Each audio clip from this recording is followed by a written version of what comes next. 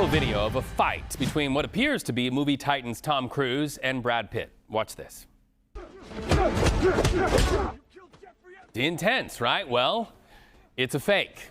It's made with artificial intelligence, and Hollywood power brokers promise some backlash. So that video comes from ByteDance's Seed Dance 2.0. That's the Chinese tech company behind TikTok. That clip you just watched comes from a tool that allows users to make videos that look a lot like the one you just saw. Hollywood heavy hitters say this is copyright theft by using not only the likeness of the actors, but also the likeness of the characters without permission. And this issue of AI in entertainment, it's why thousands of union members with SAG-AFTRA, they went on strike back in 2023. And that same union sounding off again. In fact, look at this. This morning, union leaders called the Cruise Pitt video unacceptable because they say it undercuts the ability of human talent to earn a livelihood. In fact, the makers of that video responding that they are taking steps to prevent the unauthorized use of intellectual property and likeness by users.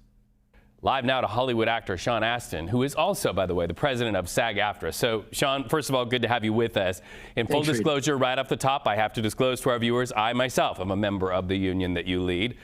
So ByteDance says they're taking steps, but that video is already out there. As we've reported, it has gone viral. Arguably, the damage is done. So do you trust ByteDance to take those steps? Whoa, the damage is done, but it continues to be done, and it will continue to keep being done. Do I trust them? It's not about trusting them. I really hope that they make good on that assertion that they're going to take steps to help prevent, the mass copyright infringement that they're participating in.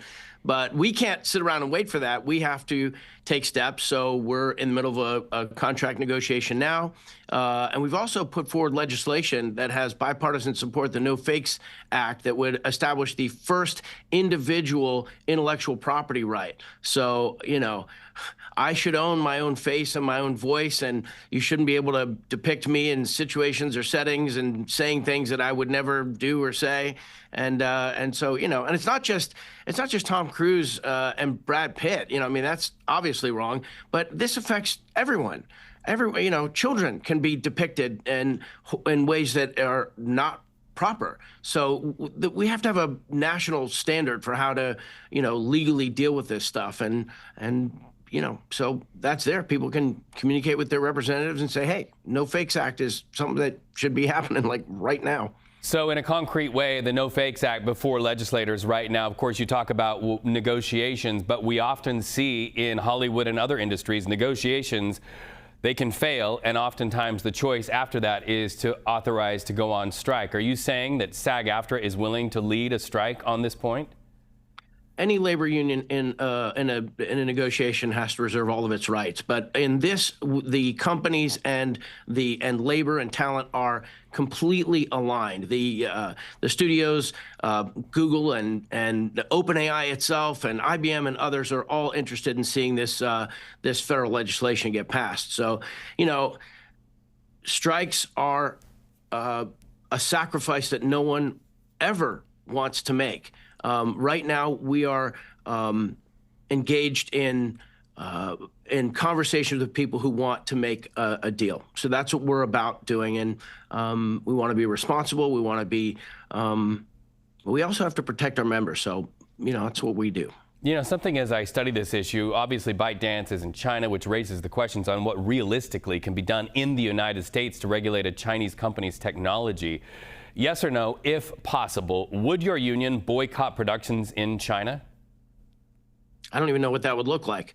What I do know is that we do have the ability to take actions in the United States. So it's really interesting, the international implications of this. But we focus on what's in our ability, and this federal legislation we're talking about is in our ability. Something else that's in our ability is to communicate with people like you're letting me do right now to help educate the public. And I think the more people are informed about, hey, that's actually, I want to be a consumer who's informed, so I'm not just, like enjoying entertainment without realizing that it's not real.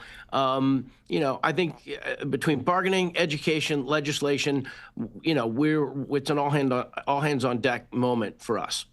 Sean, a lot of people might watch this and argue, well, that's a TV anchor and a Hollywood actor and union president talking insider baseball. But to a point you made earlier, The implications of this do go beyond recognizable faces. For the person in the grocery store line gassing up their car today, what could the implications be on regular, everyday people if this technology is allowed to just continue to grow unchecked? Look, as a labor leader, it's my responsibility to help protect the livelihoods of our members, and they are real members. But when you look at the public, everyone is subject to being deep-faked. And if you look at it at kids in schools, people with religious convictions, politicians, newsmakers, anybody can be made to say or do things or be in situations that's not where they are. So we need to be like on point right now. We need to be identifying exactly what the capabilities are and taking steps to protect everyone. As you talk to legislators, though, do you feel like they're a little flat-footed on this issue? It seems to me that a lot of people in the United States are playing catch-up, not only on the technology, but the conversation. Well, that's sort of 2 points. One is industry is known for a long time, and people who are paying attention to this have known for over a decade that this technology was coming. It feels overwhelming now because we're just sort of being introduced to it, and it's coming out minute by minute.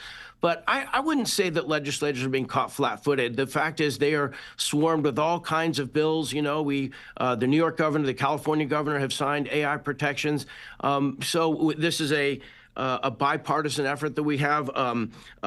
Senators Blackburn and Coons and Klobuchar and Tillis, who are widely varied on their politics and their philosophy, are in complete alignment on this. So this is just one of these things where something has come along. I know it's a big news day. It's hard to pay attention to a lot of different things, but we can't take our eye off the ball on this. It is massive. It's here, and we need to, like I keep saying, protect ourselves. Sean Astin hitting his marks and drawing a line in the sand. Thank you so much, President of SAG-AFTRA. We appreciate the conversation. Well, someone with some name credibility throwing a right hook at Hershey Candy Company, saying Reese's peanut butter cups are victims of recipe changes. Brad Reese is the grandson of the